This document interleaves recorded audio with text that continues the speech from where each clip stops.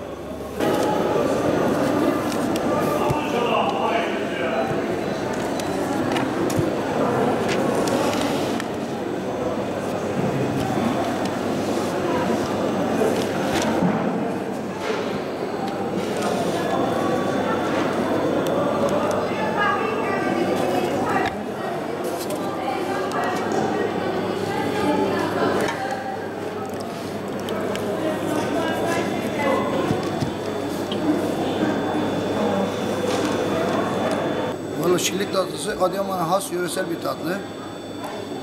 Adıyaman'da unutulmaya yüz tutmuştu. Ben canlandırmaya çalışıyorum tekrar. Bu 7 yıldırla çırpınıyorum. Yüzeye çıkarma için uğraşıyorum. Başaracağız inşallah. Marka tescil belgesini falan aldım. Yani yöremizi tanıtmak için uğraşıyoruz genelde. Çiğ köftemiz falan nasıl meşhursa biz de bunu inşallah onu çiğ köfte seviyesine getirmek istiyoruz, yani uğraşıyoruz. Türkiye genelinde şu an Türkiye'nin %50'si biliyor Adıyaman'ın neyi meşhur, şillik tatlısı yani.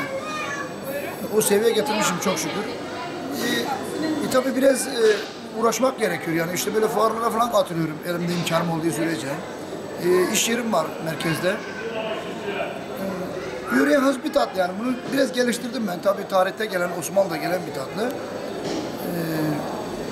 Nasıl diyeyim size, çok farklı bir tatlı. Mesela eskide atalarımız, dedelerimiz, nenelerimiz mesela şeker yoktu, şerbet tatlı yoktu. Pekmez ne yaparlardı? Normal hamuru sıvı yapıyoruz.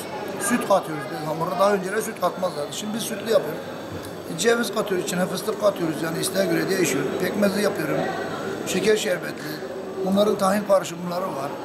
Yani çok gelişmiş, resimlerde göründüğü gibi aynen çok yani böyle lezzetli oluyor. Bir artı en özelliği de değirmen ununda yapıyoruz. Az kepekli. Fabrikasyon un değil yani. Normal değirmen unu, az kepekli. Zaten lezzetin büyüğü orada geliyor.